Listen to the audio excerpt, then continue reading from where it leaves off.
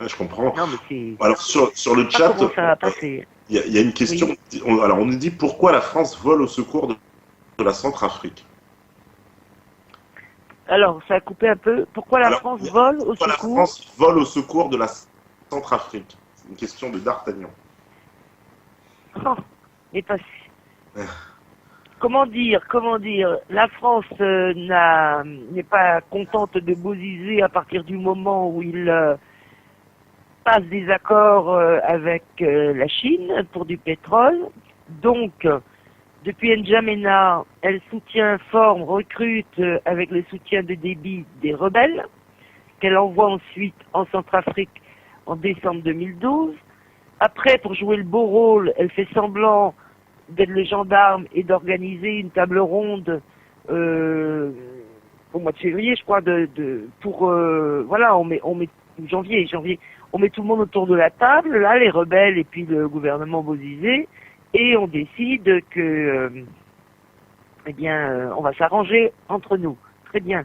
Sauf que, comme je t'avais dit, N'Jader, lui, par derrière, eh ben, il avait les ordres précis, c'est-à-dire qu'il allait du ministère de la Défense de Libreville, où ils étaient en 5 étoiles, les rebelles en cravate, puisqu'eux, ces politiciens-là n'étaient pas encore rentrés dans le pays, et puis ils allaient à N'Djamena, il l'a fait souvent, ça, donc il me le disait régulièrement.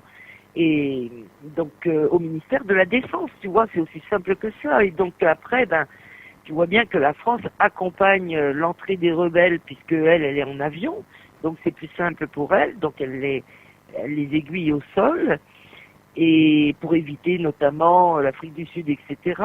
Ils arrivent donc en mars comme ça à Bangui, presque pas d'opposition, sauf l'armée d'Afrique du Sud qui avait envoyé un peu de monde. Les Français ne bougent pas de l'aéroport, c'est pas faute d'avoir essayé de les faire bouger. Et ensuite, elle s'installe. Ensuite, bien, elle sème le chaos, tout simplement parce que ces rebelles vont se mettre à tuer tous les chrétiens. Enfin, beaucoup de chrétiens partout où ils passent. C'est-à-dire que si t'es pas musulman, ben, on brûle ta maison. Voilà. Donc vous avez vu tous ces gens se réfugier. En tout cas, vous les voyez pas parce que on est au courant que depuis peu de temps, mais depuis le mois de mai, tout le monde se réfugiait dans les églises parce que c'est des bâtiments en dur, quoi. Hein, c'est aussi simple que ça, des grands bâtiments, et progressivement tout le pays après, ça. Forcément que du coup, il y a encore des hommes dans ce pays qui se sont dit on va pas laisser faire. Donc Bozizé aussi a dû les aider à s'armer aussi, quoi, tu vois. Ouais. Parce que lui, il a un intérêt politique, mais au départ, les gens, comment dire, pour sauver le pays, quoi. Parce que tu vois des rebelles comme ça, t'as pas envie de sauver le pays. Les musulmans, les chrétiens s'entendaient bien entre eux. Alors pourquoi la France fait ça? Et pourquoi maintenant on met des instructeurs anti-Balaka qui sont des types horribles? Ils ont arrêté un de mes amis journalistes hier dans la rue, ils ont fouillé son portable dans le répertoire. Heureusement, par chance, comme lui, il le savait, il avait retiré tous les noms de ses amis musulmans, tu vois. D'accord. Parce que sinon, ils le tuaient. Ils abattent les gens. Ils ont abattu combien de gens hier? Plus de 70. Ouais. Et ça, alors pourquoi? Quel est l'intérêt de la France? Parce que, si tu veux, il y a une épuration ethnique qui se fait, là, automatiquement. Le Tchad va rentrer chez lui. Et puis après, la France, elle va dominer comme elle veut, quoi. Il me semble que c'est comme ça, parce que je comprends pas autrement. Parce qu'on a vu C'est des sûr que images. la France est derrière, ça c'est sûr. Ben, on a vu des images, tu sais, où on voit des militaires français en fait qui sont en totale collusion avec les instructeurs anti-Balaka là dont tu parles et qui Oui, oui, oui, mènent une. oui. Ouais. Tout à fait. C'est bien, tout à fait. Et là, on est allé chercher maintenant des instructeurs anti-Balaka, mais qui sont vraiment des meurtriers, comme on n'imagine pas, qui sont là qui ont dû être dressés, eux, à épurer de tout musulman. C'est un truc bizarre, quand même, quoi. Ouais. Ça, les militaires français, ils sont dépassés par les événements. Ce qui me laisse à penser qu'il y a une autre formation militaire française, si tu veux. Tu sais, comme avec Boko Haram, comme avec tous ces rebelles qu'on entretient, les djihadistes, etc. Regarde les Syriens, enfin. Ouais. Voilà, tu vois, partout on a l'armée régulière, comme ça, les enfants de cœur, mais par ailleurs, on a les barbouzes, tu vois. Parce que là, tu les vois, par exemple, en Côte d'Ivoire, ils étaient en civil, et ils se sont même battus aux côtés des rebelles à Yopougon. Donc Guillaume Lamberto, ça je peux le dire, un de mes petits avait enjambé le corps, vu sa médaille, et s'il a pris du temps, c'est parce que, comme je t'avais dit, il espérait qu'il ait quelque chose à manger sur lui, tellement le petit avait faim, vu que c'était le blocus sur Yopougon, quoi. Ouais. Je ne sais pas. Ce que je sais, en revanche, c'est que c'est vrai que la France se rend compte que Ouattara n'est pas la meilleure personne pour elle. Quand tu as Fabius qui va à Abidjan et puis que tout d'un coup il n'est pas vraiment satisfait, parce que si la France a payé pendant 6 mois les fonctionnaires, bon, elle pensait qu'elle allait pouvoir de Côte d'Ivoire, elle pensait qu'elle allait pouvoir s'arrêter. Parce que Fabius il dit, mais attendez là, il y a un truc que je ne comprends pas. Sous Gbagbo, alors que qu'il y avait avec Sarkozy un gros embargo, tu sais, tous les comptes ont été bloqués, quoi. La banque a été bloquée. Ouais. Et ben Gbagbo, il a continué quand même à payer les fonctionnaires. Tu vois, ils avaient prévu le coup, quoi. Et donc, c'est pas normal, quoi, qu'un chef de l'État qu'on a tellement aidé, qui t'annonce une croissance phénoménale, des pluies de milliards. Oh non. Et oui, ben, je sais pas où elles tombent ces pluies de milliards. Par contre, ce qu'on sait, c'est que apparemment, il y a beaucoup en ce moment de gens du gouvernement qui transfèrent leurs comptes à l'étranger, quoi. Ouais, On dirait qu'il y a une forme de panique et des demandes de visa énormes aussi en ce moment. Ah bon, donc ça se pourrait alors que carrément Ouattara soit décédé sans qu'on nous le dise, quoi, et qu'il y ait ça pourrait être énorme, Je sais ça. pas, écoute, tu vois, je veux dire, bon, il est à l'hôpital américain, semble-t-il. Ouais. Si c'est vrai, c'est peut-être aussi pour que la France en sache trop rien, je sais pas trop, parce que pourquoi ils l'ont pas mis à l'hôpital militaire, quoi, c'est étonnant. Mais pourquoi pas? Mais c'est pas normal de ne pas dire, voilà, ton bulletin d'hospitalisation, ton bulletin de situation et ton état de santé quand tu es chef de l'État doit être absolument connu. C'est normal. Tu peux pas laisser ton peuple comme ça, partir te balader. Et enfin, imagine Hollande qui partent comme ça, qui disparaissent de la circulation pendant 3 semaines. J'ai pas dit pendant une nuit, pendant 3 semaines. Attends, et puis d'un coup, on te met au courant qu'il a une sciatique. Et qu'il se fait opérer de sa sciatique. Attends, tu rigoles? Mais on va aller le chercher, oui. On va aller vérifier 3 semaines pour une sciatique. C'est vrai que c'est long, hein, la rééducation. Mais, attends, t'es chef de l'État, tu peux te faire opérer après ton mandat, quoi. Ouais. Non, il y a quelque chose qui cloche. On a pensé à l'arrêt du cœur, on a pensé à ça.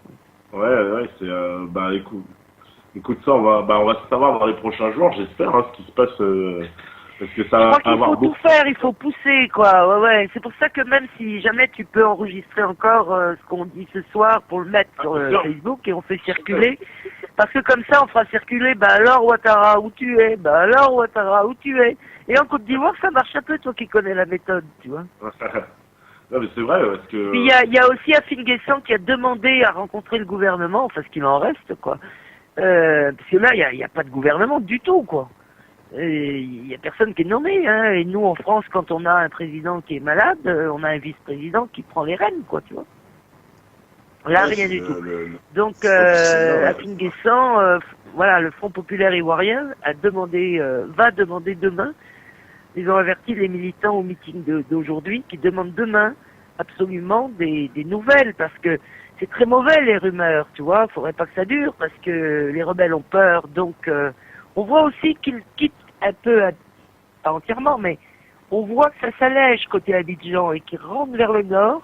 Et en tout cas, tout le long de la côte, en direction du Ghana, il y en avait presque plus là. C'est étrange, tu vois. Alors d'habitude, il y en a plein. Donc, attends, ils n'ont pas disparu du pays, hein. Non, ils se sont repliés. Alors moi, je te dis, ils se sentent... les rebelles, mais même quand on prend les Dozo, alors les fameuses sectes qui sont pas, eux, des combattants formés aux armes lourdes, mais les tueurs, là, ceux qui sont comme des Robins des Bois, là, qui sont cannibales maintenant et tout, eh bien, qui ont été embauchés, quoi, des janvier pour faciliter l'entrée dans Abidjan. Convoyés par l'ONU, hein, tu vois, ils sont venus en train de Bouaké, et à 70 km d'Abidjan, ils ont sauté du train, et donc l'ONU, les gens les ont vus, l'ONU convoyés jusqu'à Abobo, tu vois. Évidemment, Sinon, tu laisses passer les camions de l'ONU, mais tu laisses pas passer des dozos, quoi. C'était pas fou, quoi. T'as quand même pas envie de te faire arracher le cœur, quoi. Et quand je dis arracher le cœur, réellement, réellement. D'ailleurs, on a vu à l'époque des images. Donc là, ils sont quand même très nombreux, les dozos aussi, quoi. Ils sont fidèles, là, on sait plus à qui. À Ouattara, à Ahmed, espérons que ces deux-là, au moins, sont ensemble, tu vois. Enfin, c'est vraiment...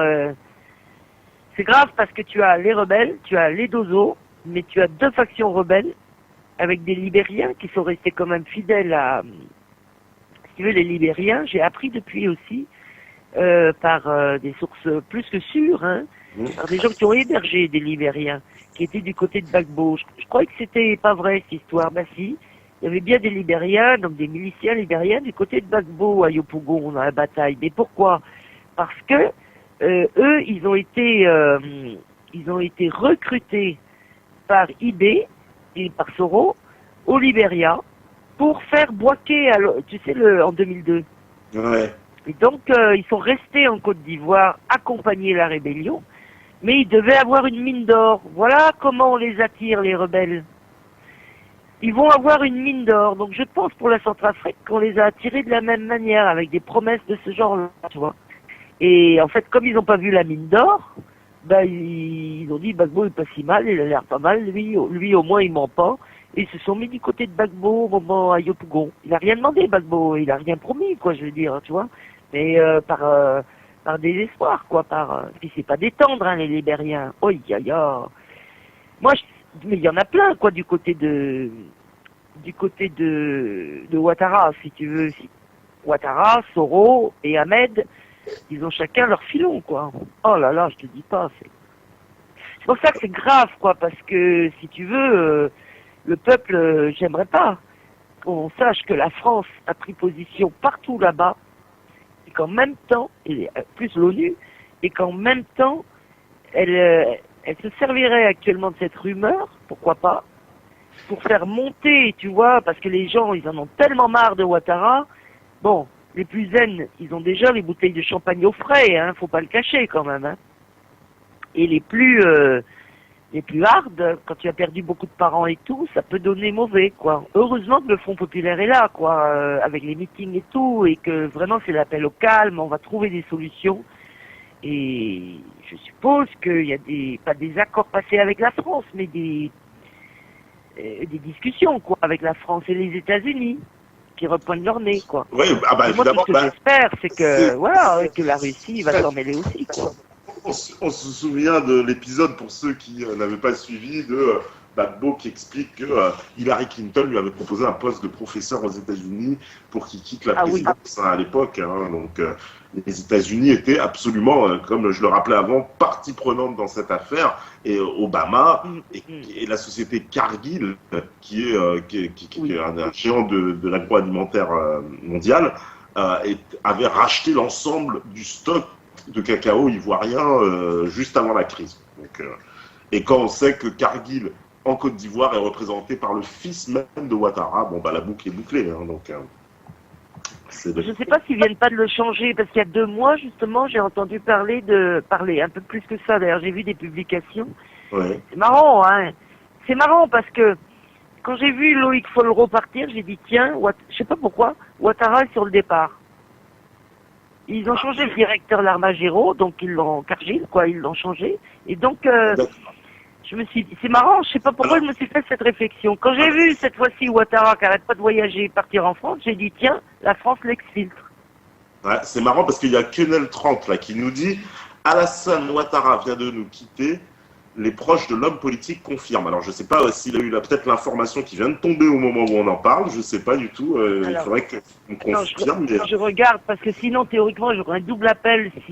Disons que s'il était mort, même si c'est à 2h du matin, on va t'appeler. On m'avertit tout de suite pour que... Bah oui, parce que dans ce cas-là, on peut pas abandonner le peuple comme ça. Parce que maintenant, on est engagé jusqu'au bout, quoi. On est obligé, hein, on n'a pas le choix, quoi. Punaise de France et de Sarkozy, allez pas voter pour lui, hein. Celui-là, tant qu'il sera pas derrière les barreaux. Mais quelle ordure. Des gens pareils, mais c'est pas possible, quoi. Être UMP, mais il faut que tous les UMP sachent ça, quoi. Que c'est des gens qui bombardent les cités des étudiants, quoi. Avec les gens dedans. Ouais, mais on n'a pas... Je suis en train d'allumer mon ordi, moi. on n'a pas assez pris conscience sur cette affaire de Côte d'Ivoire. Hein. Ça n'a pas été. Ben non, mais quand tu es au téléphone sous les missiles et tout, et puis que la personne meurt, et ben tu sais, là tu as pris conscience, quoi. Moi c'est mon cas, tu sais, Et puis ensuite, quand tu es au mois de septembre et que tu as tous ces corbeaux noirs dans les chemins, tu sais, à Yopougon, où il y a du sable sur les côtés, quoi. Ça sert de trottoir un peu, tu sais, ces petites rues qui sont pas goudronnées, là. Mon Dieu, t'as des corbeaux noirs qui viennent picorer partout, tu sais très bien pourquoi, tu vois. Ouais. Et ça a duré 3 mois, il y a des charniers partout, parce que moi j'ai des amis qui ont dû faire des enterrements, même pas. Ils prenaient des corps, ils les enterraient à la va-vite, il n'y a pas que l'ONU qui l'a fait, il n'y a pas que la Croix-Rouge. Au contraire, même, mais enfin, eux, ils essayaient de faire disparaître les corps au plus vite, mais il y a plein de patriotes qui ont été enterrés n'importe où, quoi. À Port-Bouët, à Yopougon, partout, tu vois. Comme ça, à la va-vite, et après ça puait partout, quoi, ça puait. Apparemment, sur le chat, on me dit qu'en fait, ce sont des rumeurs de décès, mais c'est quand même déjà le début de rumeurs de décès, quoi, qui quand même sur Ouattara, quoi. Oui, alors justement, les rumeurs, c'est mauvais, quoi, aussi. Il est vrai que depuis le coup du fouet de Boigny, et la rumeur a mis du temps un peu. Ce qui est étonnant, c'est ce silence, quoi. C'est vrai que la femme à Ouattara dit tout va bien. Elle interdit absolument à la femme de Soro de s'approcher de la chambre, tu vois. Si chambre il y a, ça peut être du délire, tout ça aussi. Des fois, on se dit, est-ce que c'est pas le parti de Ouattara qui lance cette rumeur pour nous le ressusciter, qui rentre génial comme ça, tu vois. Tu sais, ils sont tellement sadiques, ils sont tellement sadiques qu'on peut, voilà, on n'a pas envie de se dire que Ouattara a débarrassé le plancher, si tu veux, pour pas avoir de faux, voilà, parce que ça fait un coup au cœur après quand c'est pas confirmé. C'est affreux à me dire ça. Parce que bon, a priori, c'est pas le pire de la bande encore, quoi, a priori, mais si, quand même, parce que c'est quand même lui qui a tout coordonné, mais les autres l'ont fait pour lui, quoi, à la limite, mais attends. C'est horrible d'en être là, quoi. Des gens avaient déjà mis leur bouteille de champagne au frais, quoi, dimanche soir, hein, en se disant, la France va nous débarrasser cette nuit, va arrêter Guillaume Soro, va installer Ahmed et terminer, quoi. Ouattara rentrera plus. C'est pas impossible.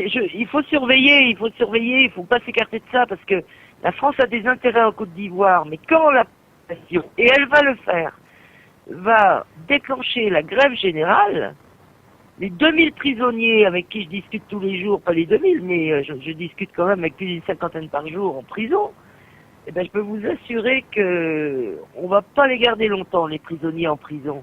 On va pas continuer comme ça à les maltraiter à la DST, à les faire tabasser par des Guinéens, des Maliens, des Burkinabés, quelques Ivoiriens, mais quelques Ivoiriens. Il y a une bande spécialisée pour ça. T'enfermes dans une pièce avec eux et tu te fais tabasser. C'est quelque chose d'épouvantable, quoi. Ça va jusqu'au trauma crânien, comme je te l'avais dit. Et ça peut pas durer. Et donc la France, si tu veux, plus ça va, plus elle perd la bataille, parce que les gens deviennent lucides. Il y a des tas de gens qui pensaient que Ouattara n'était pas lié à la rébellion. Honnêtement, honnêtement. Ils pensaient que c'était pas possible. Or, avec les preuves qu'on apporte maintenant et 3 ans d'enquête, ben, ils se rendent compte. Puis maintenant, les paroles de Gbagbo leur reviennent en mémoire. Un jour, il faudra choisir son camp. Un jour, la France n'a que des intérêts, ceci, cela, etc. Et c'est vrai, quoi. Ils réalisent, les gens qui se sont trompés sur Ouattara, sans compter que c'est la misère noire, quoi. C'est le chômage, même une vendeuse d'aubergines, elle n'y arrive plus aujourd'hui. Avant, on disait sous Gbagbo, ben, on remplissait son sac de provisions. Aujourd'hui, si tu arrives à remplir un petit sac plastique, c'est déjà pas mal, quoi. Ouais. Même les musulmans réalisent, quand même. D'accord, ben écoute, Claudine, merci, parce que là, c'est l'heure de la deuxième pause. Ben, merci d'être venue sur l'antenne. De toute façon, on reste en contact, hein, tu reviendras, nous de son, oui, bien sûr, et vraiment, donc, il a menti. Encore une fois, ils ont dit qu'ils allaient libérer les prisonniers, et ils ont libéré à peu près 500 braqueurs à la place. Donc, ils nous ont encore organisé une fausse mutinerie en disant, bah, finalement, ceux qu'on vous a donné la liste hier, finalement, on les relâche plus. Donc, il y a eu des morts encore. Donc, on ne peut pas croire Ouattara, pas plus que Sarkozy. Il faut savoir que c'est les meilleurs amis du monde. Alors, surtout, vous votez jamais UMP, et dites à tous les UMP, les petits, les gens là que vous rencontrez, dites-leur les massacres qu'on fait en Côte d'Ivoire. Dites-leur qu'on a mis, nous les Français, 2000 personnes en prison, 1000 dans des camps normaux, et on sait qu'on en a 1000 dans des camps qui sont cachés, quoi, en permanence, parce en 3 ans, ça fait plus que ça. C'est quelque chose d'épouvantable, d'accord? D'accord. Alors à bientôt. On fait tourner la fin. Merci beaucoup, Claudine. Merci. Mais tu l'enregistres, tu m'envoies le truc sur Facebook alors. Dès que c'est Super Meta TV, vous êtes géniaux. Vraiment, ils sont formidables. Faut continuer à les aider parce que vraiment, en plus, ils sont super en comédie, en montage et tout. Si je peux leur trouver des financements, on va y arriver. Parce qu'après, avec les bons du cacao côté Gbagbo, on pourra peut-être vous aider. Allez, ciao, bisous. Inch'Allah, nous, en tout cas, si on a invité à la libération de Gbagbo pour couvrir l'événement, on y sera. Ah oui, bah oui. Allez, bonsoir. Merci, Claudine. Au revoir. Eh ben...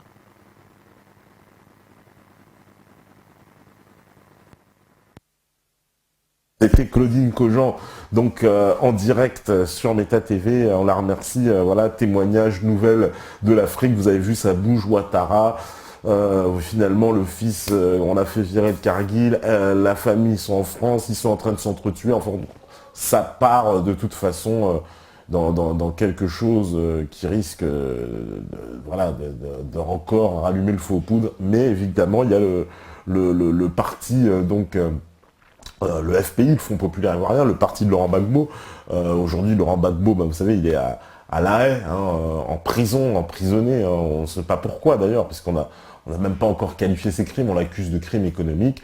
Et il y a le chef du parti, donc Patrice Afin-Guessant, qui lui sillonne la Côte d'Ivoire pour porter ce message dont nous a parlé Claudine, un message, j'ai envie de dire, de paix, d'espérance et de maintien d'une unité territoriale qui est fortement mise en péril avec ces événements. Et vous savez, depuis la prise du pouvoir de Ouattara, de Guillaume Soro, etc.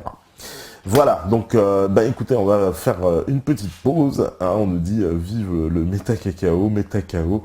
Voilà, bisous à Claudine. Il y a plein de Claudine, si elle nous entend, en tout cas, il y a plein de messages. Voilà, de soutien et d'attention. Et puis, on revient juste après, peut-être avec sa sainteté Sainte-Quenelle, puisqu'on avait dit qu'on ne le ferait passer. Il a des infos à nous dire, il a dit sur le FN, il nous racontera ça. On verra. Si on arrive à la voir, en tout cas, on revient juste après la pause. Voilà, à vous la régie. Donnez-moi, voilà, un petit intermède.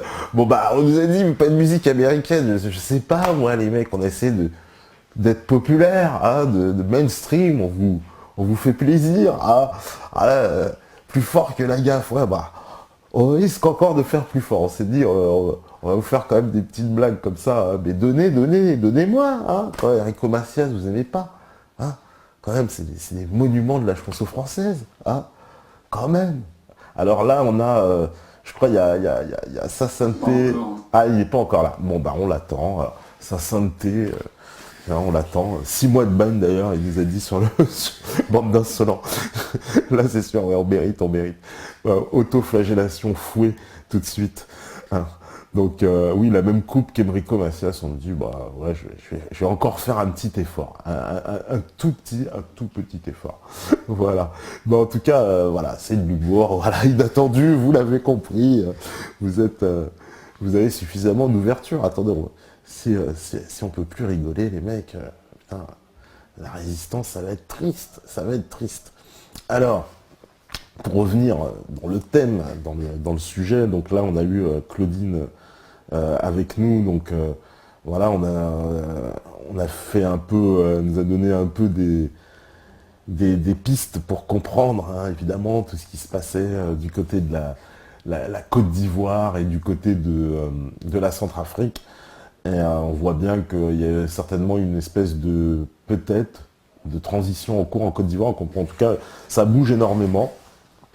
Peut-être, je sais pas, Ouattara, malade, mort, on ne sait pas. Il y a eu Bouteflika aussi qui avait été atteint comme ça aussi d'un mal, on ne savait pas trop. Vous savez, la santé des chefs d'État, c'est un secret encore mieux gardé que certains secrets du Vatican. On ne peut rien savoir sur la santé des chefs d'État, c'est absolument déterminant, puis ils viennent tous se faire opérer en France. En plus, c'est bien pratique, hein, parce que il n'y a pas d'hôpitaux chez eux. Merde, ils ont oublié de développer leurs propres hôpitaux quand même.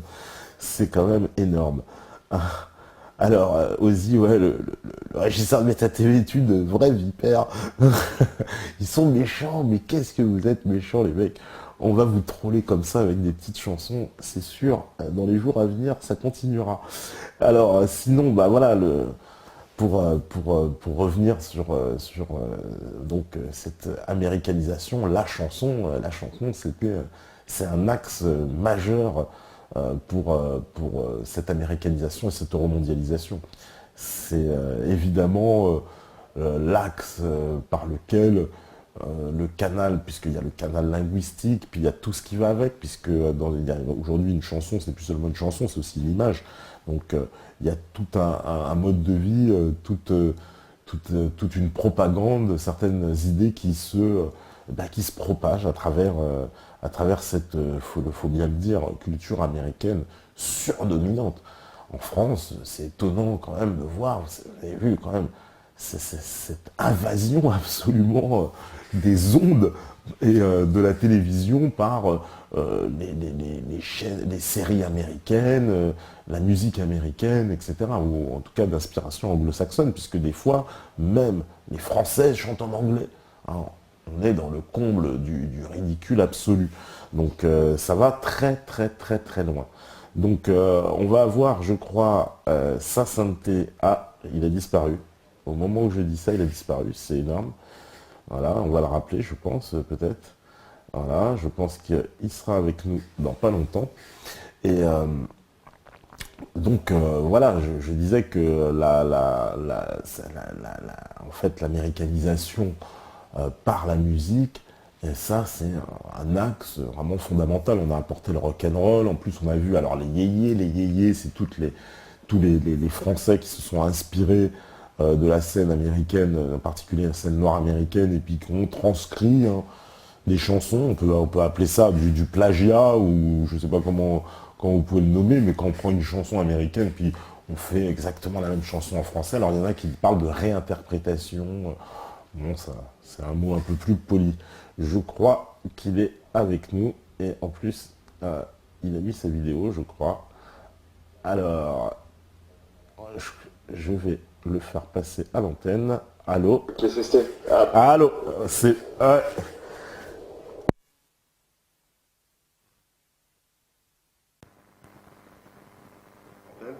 Ok, merci. Alors, ton nom, c'est Sassante Sankenel. C'est comme ça. Oui, c'est ça, Santé Sankenel. C'est un peu c'est le pape de la quenelle, comme on pourrait dire, alors. Le pape, je sais pas. Écoute, ça fait 6 ans que j'ai les mains dans la farine et dans l'eau pour faire des quenelles. Ça a commencé, en fait, je m'appelais Sainte Quenelle au début, parce que j'avais décidé de mettre au point un espèce de... comme avait fait Dieudo, le bal des quenelles. Ouais. Je voulais faire en fait un truc du même style, donc c'était la Sainte Quenelle qui se trouvait le jour de la Saint-Jean. Saint-Jean, petit Jean, patron des quenelles. Voilà, ça partait de là. Et puis Facebook m'a fait péter mon compte. Donc je me suis amusé dans un délire un petit peu religieux à monter au ciel et à redescendre en étant canonisé. Et de là, j'étais canonisé, sa sainteté, Sainte Quenelle. Je me suis autoproclamé. D'accord. C'est bon. Moi, j'avais déjà vu ton nom sur Facebook. Je voyais toujours des commentaires assez drôles associés à ton nom, des choses sympas, en tout cas. Ben, merci. J'essaie toujours de faire rire avec la connerie du système, mais j'ai pas de mérite, c'est tellement facile que... Non, mais c'est vrai, hein, j'avais déjà remarqué ça. Et alors, tu nous disais que t'as été à une réunion du Front National aujourd'hui, t'as eu une histoire. Non, mais là, en 24 heures, les mecs, je viens de manger cher. Hein.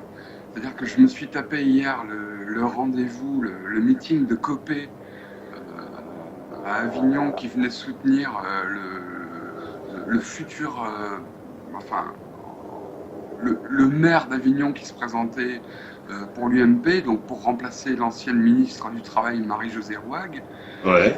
qui vient de se faire épingler au passage pour avoir mis son fils à des postes auxquels il n'a jamais travaillé, si tu veux, mais il a été payé, quoi. Il touchait 5 000 € par mois pour buller dans un bureau. Enfin, on ne va pas rentrer dans ce débat-là. Je me suis pointé, donc on va faire un petit récapitulé et je vais essayer d'être extrêmement bref sur Copé hier. Donc le résumé de Copé hier, c'était en gros, il faut mettre des caméras partout parce qu'il y a de l'insécurité. Donc à Avignon, pour ceux qui écoutent, qui sont de la région d'Avignon, c'est une ville extrêmement calme. C'est d'un calme, c'est presque ennuyeux, quoi. Donc voilà, nous dire qu'il y a un danger d'insécurité, machin, etc. Non, pas plus qu'avant, pas plus aujourd'hui, c'est du pipeau. Donc je me suis tapé, j'ai essayé de me faire coper hier. Malheureusement, à mon avis, il est passé par le toit, je ne sais pas, j'ai pas réussi à mettre la main dessus. J'ai réussi à interviewer, comment il s'appelle, il y a tellement de noms qui se bousculent dans la tête. Chose gros, le maire qui se présente pour Avignon. Ah ouais, d'accord. Ouais. Et je l'ai interrogé sur... en fait, je pouvais pas l'interroger sur la même chose que Copé, parce qu'il n'est pas à la même place. Donc je l'ai interrogé sur les choses de maire qui le concernaient, à savoir la théorie du genre dans les écoles, et est-ce qu'il ferait opposition au JRE si jamais ça se présentait dans sa ville et qu'il était élu. Ouais. Donc la réponse que j'ai eue, c'est... Pareil. Donc il me disait, oui, mais vous comprenez, je suis père de famille, mais en même temps, mais oui, mais mouille-toi, dis-moi quelque chose. Non, mais je peux pas. Bah, ferme-la à tout jamais alors. Donc ça, c'est pour vous résumer l'épisode d'hier, UMPS, c'est exactement pareil. Ouais. Mais ce soir, je me suis rendu dans une réunion de campagne du FN. Ouais. Alors pour tous ceux qui vont aller poster des trucs, machin et tout, c'est vrai que ça fait un moment que je soutiens plus ou moins le FN. Je le soutiens pas parce que j'y crois, je le soutiens parce que, comme je le dis souvent, c'est la dernière carte qu'on a à jouer avant de passer à une révolution, et la révolution avec toutes les choses mauvaises qui vont avec, hein, le sang versé, la famine, le machin. Donc je ne suis pas forcément pressé d'arriver à un soulèvement qui pourrait mener à un espèce de chaos incontrôlé, parce que ça partirait dans tous les sens. Mais je veux quand même laisser cette option-là, en dernier recours, de jouer une dernière carte. C'est-à-dire qu'on a joué la carte UMP, la carte PS, en 54 la carte communiste. On a joué toutes les cartes. Il y a une seule carte qu'on n'a pas encore jouée, c'est la carte FN. Je veux dire, une fois que toutes les cartes sont déposées, que toutes les cartes ont foiré, on peut passer aux choses sérieuses derrière. C'est-à-dire qu'on saura que tout a été épuisé comme recours, et à ce moment-là, on pourra faire péter les choses correctement. Moi, j'aimerais éviter, si possible, d'en venir à une espèce de... Il n'y a qu'à voir l'Ukraine, comment ça se passe en moment. Je vous laisse deviner où ça va mener. Hein. Je ne sais pas s'il y a quelqu'un qui est encore assez débile aujourd'hui pour croire en un avenir démocratique de l'Ukraine issu de ce qui est en train de se passer en ce moment, mais il faut être vraiment à côté de la plaque. Donc ce qui se passe en Ukraine aujourd'hui nous pend au nez à nous, parce qu'il va y avoir un moment en France, en Allemagne aussi, je ne vous parle pas de l'Espagne, du Portugal, de la Grèce, où c'est déjà en cours depuis un moment. Il y a des gens qui se font tuer dans la rue, hein. On a tous vu ne serait-ce que pour citer le meurtre ignoble d'Obdoré, les gens d'Aube Dorée qui étaient 3 au coin d'une rue, qui se sont fait buter d'une balle dans la tête à bout portant, par des motards qui sont arrivés en traître. Les mecs qui sont descendus de la moto, les autres n'ont rien compris, le mec s'est accroché, il a sorti un flingue, les autres n'ont toujours pas compris ce qui se passait. 3 balles dans la tête, merci, au revoir. Je souligne au passage que tous les meurtres qui ont été faits, vous pouvez aller vérifier sur internet, vous tapez meurtre moto et vous rajoutez, pour la petite astuce, Mossad. Hein, vous allez voir que la spécialité du Mossad, c'est d'arriver en moto, de vous buter et de repartir. La moto, ça remonte les sens interdits, ça prend les chaussées, les trottoirs, c'est formidable. La moto, on disparaît, c'est méga. Mais je suis venu surtout ce soir pour vous parler justement du FN, où j'ai suivi une espèce de réunion de campagne et où, vu que je les fréquente depuis un moment, j'avais facilité à m'exprimer et à aller vers des gens qui ont des positions, à commencer par le futur éventuellement maire d'Avignon FN, qui s'appelle Philippe Lotio, qui personnellement il n'a pas été très sensible à ce que je lui disais, parce que je l'avais déjà accroché une fois là-dessus. Je pense qu'il avait dû sentir, il avait dû prendre la température et bon, il est du Rassemblement Bleu Marine. Alors pour ceux qui n'ont pas compris, le Rassemblement Bleu Marine et le FN, c'est comme le PS et le FDG, hein. C'est 2 choses bien différentes. C'est le FN qui a essayé de faire venir du monde pour manger des voix à l'UMP, mais c'est pas vraiment du FN, quoi. C'est pour ça qu'on retrouve dedans justement des francs-maçons comme Collard, comme un autre dont je ne me souviens pas du nom, mais il y en a un deuxième. Ouais. Voilà, il y a du franc-maçon, il y a du sioniste, ça c'est sûr et certain. Maintenant, il se trouve qu'il faut leur rappeler qui ils servent, hein. Pas Israël, mais la France. Et donc ce soir, je me suis pointé en ayant dans le but de les mettre à jour justement sur le sionisme, parce que j'arrivais justement en situation de crise, hein. Tu sais, ils sont en train de finaliser les élections, là, ils ont 30 jours pour réagir, les mecs, hein. Donc ils sont sur les charbons ardents, ils écoutent tout ce que tu as à dire et ils sont tout oui. Et donc je suis allé les chambrer ce soir sur Israël, sur la position très dangereuse du FN. Je leur ai expliqué que le vote musulman ne leur était pas acquis, et loin s'en faut, parce que ce connard, pardon, excusez-moi, ça m'a échappé, Monsieur Alliot est allé faire une visite en Israël. Bon, après, on n'a pas manqué de soulever sur le SQ dans certains débats qu'il y avait une attitude à avoir, tu vois, la positive attitude, comme disait Raffarin, c'est-à-dire que quand tu te présentes comme un parti anti-système et que tu as très bien compris et analysé que si tu touchais, on l'a tous compris, à la communauté organisée, forcément, tu allais te manger un mur. Donc on a d'un côté une marine très timide là-dessus, parce que si elle ouvre sa gueule, elle se fait manger par rapport à ce qu'a dit son père, on va lui tomber dessus avec du rafour cramatoire, etc. Et en même temps, on a une base du FN qui est complètement sioniste, moi je l'ai vérifié, une base, certaines personnes que j'ai croisées qui m'ont tenu un discours sioniste largement, et jusqu'à une personne de ce soir qui est une personne qui a certaines responsabilités, hein, dans le FN d'Avignon, et qui me voyait parler justement du problème israélien à tout le monde dans cette réunion ce soir. Et quand je suis sorti de la réunion, je suis allé la voir parce que j'ai senti qu'elle ne voulait pas me parler alors que d'habitude elle venait vers moi. Et quand je suis allé la voir, je lui ai dit, écoutez, ça vous gêne que je parle d'Israël?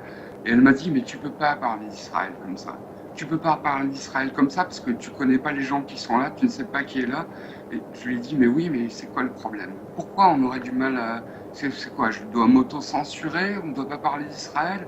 Elle m'a dit, non, mais écoute, c'est compliqué. Voilà. Et elle s'est barrée en voiture. Ça s'est terminé comme ça, quoi. Donc c'est du non-dit. Et je pense que c'est ce qui pourrait faire que le FN va se manger la gueule aux élections, c'est qu'ils n'ont pas de position couillue. C'est-à-dire ils jouent les résistants, ils jouent les gardiens du troupeau de lois républicaines nobles, mais malheureusement, sur les chevaux, au rendez-vous, il n'y a personne. Il n'y a que les chevaux, quoi. Il n'y a personne pour garder le troupeau. Et ça, c'est très désolant. Et ce qui a été génial, c'est qu'il y a plein de gens, vu que je parlais très fort parce que j'étais très énervé et que j'étais en train de me payer un ponte, il y a plein de gens qui ont entendu ce que j'étais en train de dire et qui ont commencé à venir derrière moi et qui ont dit « Ouais, non, mais attends, il a raison.